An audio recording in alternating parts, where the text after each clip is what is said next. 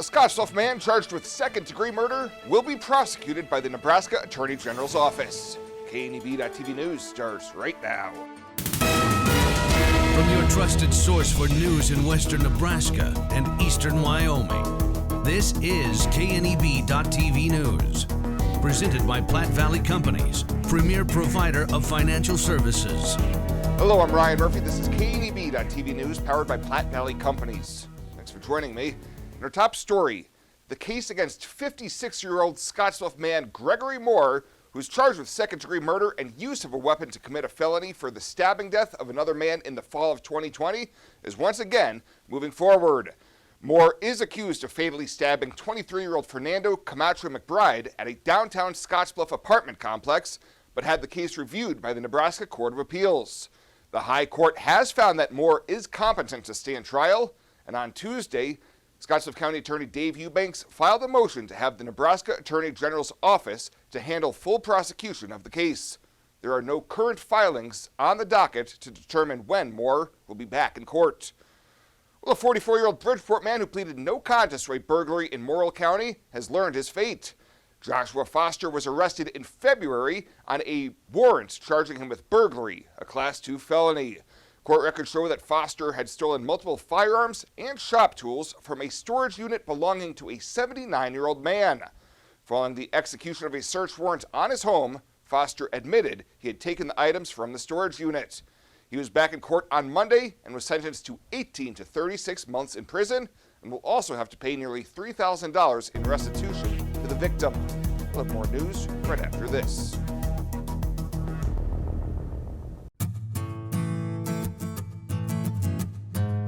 Tired of feeling stuck? Not sure if you are on the right track? Platte Valley Bank can help keep your finances moving forward with checking account options to fit your lifestyle and an online account chooser to make finding the right account easy. Control your financial future with helpful budgeting tools and automatic savings plans. Now is the time to enjoy the ride with Platte Valley Bank. You belong here. Changing leaf colors means yard work. Your friends at Tri-City Stormwater wants to remind you of the proper way to dispose of fallen leaves. Leaves make great mulch for trees and bushes and compost for future gardens. The city also has yard waste bins, so they can dispose of all your leaves at the city compost facility. Always keep your leaves out of the gutters. Not only do they cause clogging and flooding, they can pollute our waterways by causing nutrient overload. So keep your yard looking good and your drinking water safe, because it's our water, our responsibility.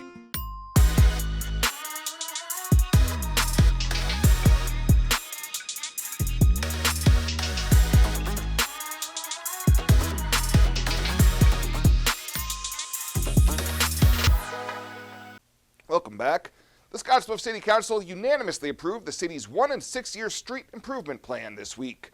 Public Works Director Mark Bohl says the 1 year is pretty short, mainly consisting of just one project. The only thing that I have listed in the 1 year are 28th Street, which is just north of RCI. It's right away right now, street right away. And that's proposed to be paved about 300 foot, which would be Avenue K to Avenue I. K does not exist yet.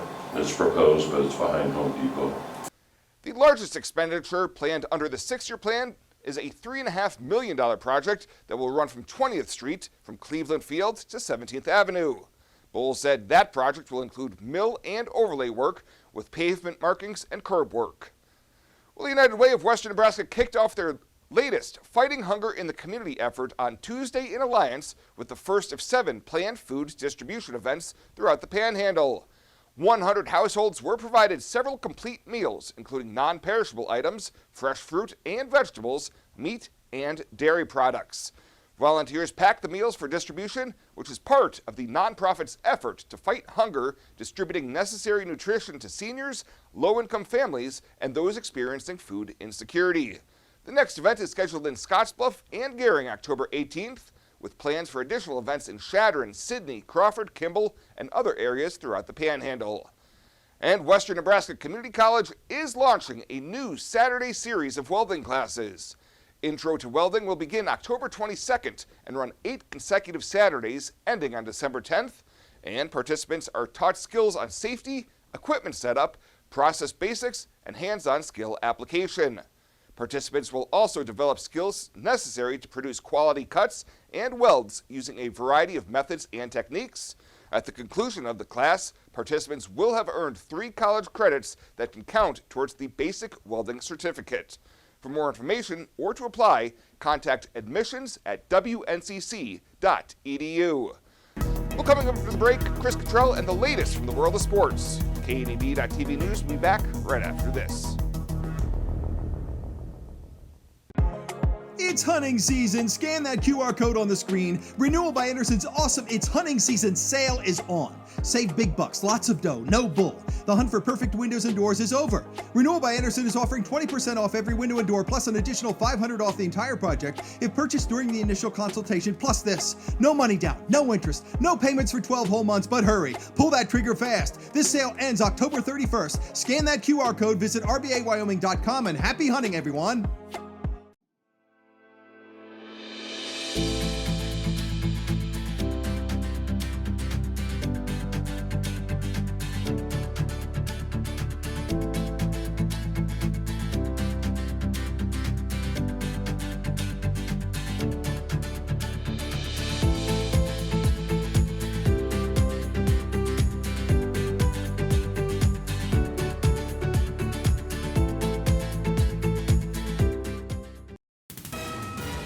This is KNEB.TV weather from the KNEB Storm Center, your trusted source for weather. We're going to have some rain showers across the area, I think, after dark tonight as we go into the early overnight hours, and we'll see temperatures falling into the upper 30s to near 40. So a few showers will be around tonight. Otherwise, tomorrow's going to be quite cool before things turn nice this weekend, and bigger changes are coming, but it's probably going to be the middle of next week before we get there. We do have freeze watches and freeze warnings out in portions of the Dakotas. Our area is in the immediate area here not seeing any of those, but the freeze watches and warnings certainly cover a large portion of the Dakotas. As you could see, most of South Dakota under that freeze warning, and we're definitely in the time of year when we will start to see those freezing temperatures, certainly past the average first frost date. Yesterday we hit 76. Our morning low was 42. Nothing additional in yesterday's rain gauge, so we're about normal for the month, still 5 1/4 inches short for the year. Well, so far this month, another day in the 70s yesterday, and another day today in the 70s. Pretty comfortable out there. And as you can see, nothing in the rain gauge yesterday, but we do have those 1800s so far. It's a good thing we've gotten that because we don't see much coming after tonight. The next 7 days look pretty dry here across the region. Your forecast tomorrow, we're going to give it a B on the way to school. It'll be more clouds out there, about normal for this time of year. And we'll give it a C- on the way home, mainly because of cool temperatures, only in the mid-50s. You can see that colder air just off to the north of us, 45 in Fargo, 50 in Sioux Falls. That frontal system is certainly draped across portions of the north in bringing in sharply colder air. If you get on the other side of that frontal system, which we are here in our region, most of us are on the warmer side yet.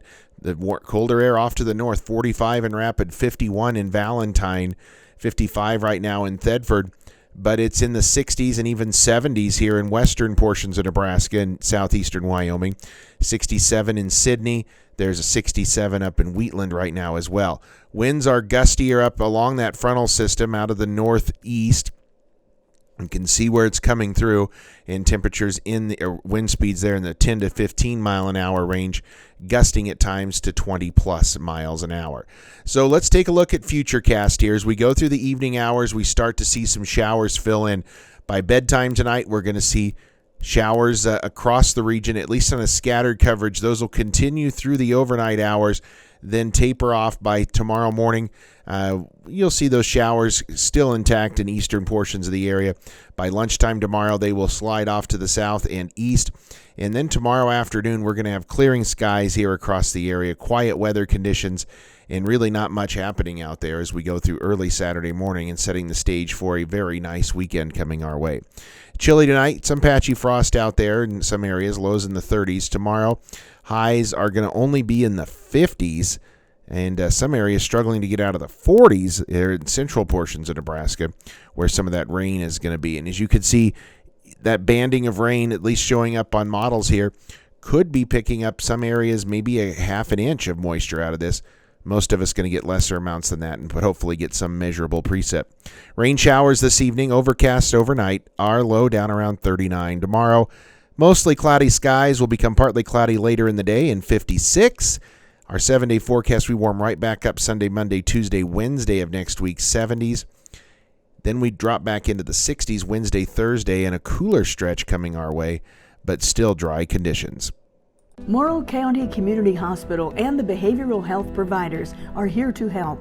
Amber Dean specializes in mental health care, which includes medication and therapy across a person's lifespan. Melody Lacey helps people deal with a wide range of behavioral problems, from depression and anxiety to child psychiatry. Our dedicated team is committed to you and our community every time. At Morrill County Community Hospital, Bridgeport, Nebraska. Exceptional care right here at home.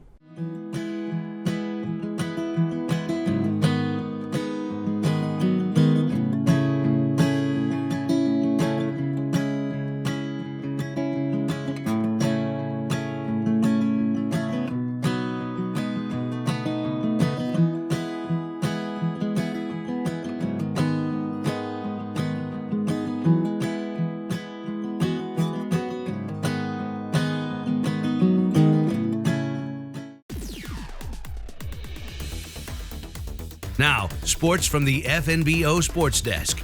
FNBO, the great big small bank.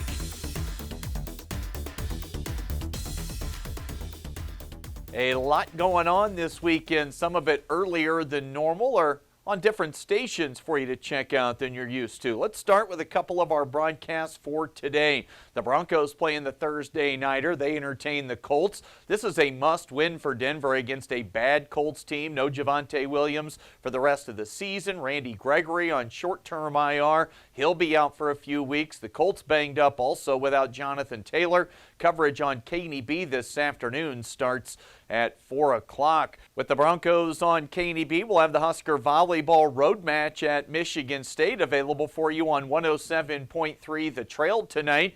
Quick turnaround for these two teams as they played 2 weeks ago in Lincoln, with Nebraska winning in a sweep. Pregame tonight on the Trail with John Baylor starts at 5:30. First serve at 6. Of course, Husker football, that game tomorrow night. We'll have big pregame show starting at 1 o'clock for that game out at Rutgers. Then tomorrow and Saturday, we'll be heavy on the high school scene with football tomorrow. It'll be Scottsbluff's homecoming game against Hastings.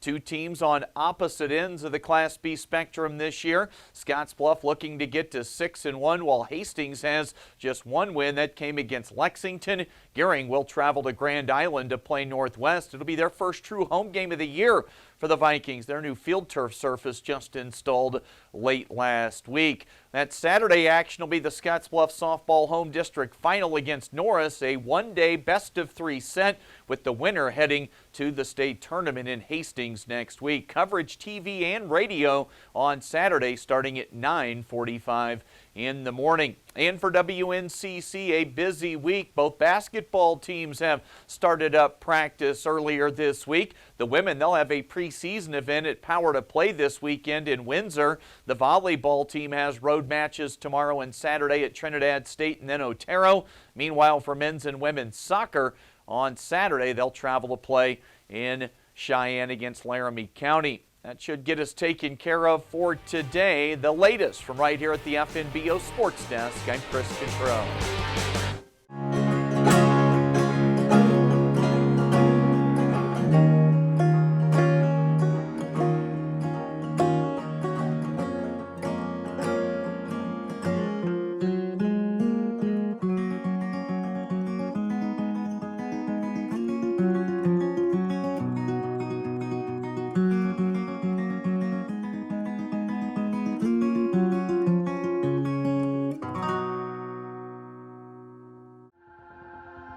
Culture trumps everything else. In my years, I've never worked for a company that treats people the way this one does.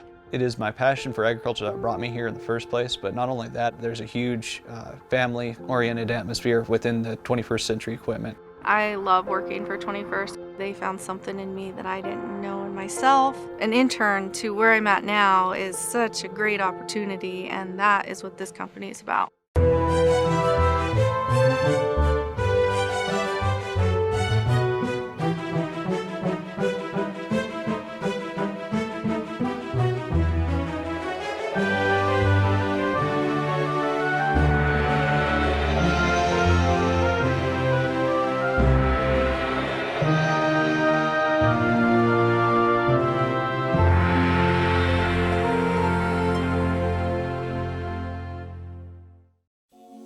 Well, let's take a look what's happening on today's community calendar.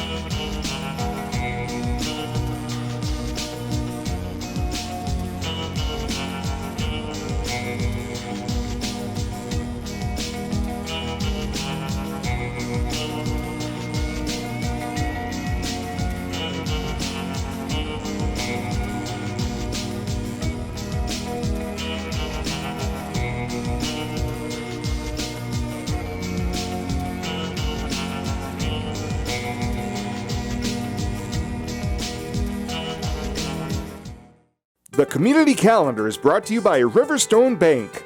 First State Bank is now Riverstone Bank. Community strong with the same people you know and trust. The Skyview Drive-In is a new take on an old theme. It's the perfect place to see beautiful sunsets and films that the whole family can enjoy. The historic Midwest Theater has been bringing us together for a long time. The Skyview Drive-In is another part of the Midwest Theater's commitment to this community. The Midwest Theater and Skyview Drive-In Theater. It doesn't matter how you get there, just get there. Looking for free instead of fees? Platte Valley Bank can help you keep your finances moving forward with no ATM fees.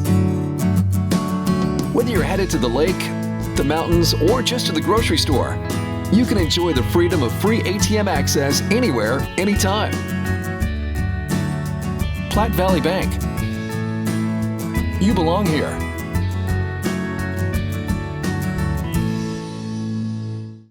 And finally tonight, back in May, Riverside Discovery Center happily announced the birth of a zebra foal. Fan favorite Zelda gave birth to the male foal on May 13th, and this week, Zoo Director Anthony Mason announced that the new guy has been officially named Gunner.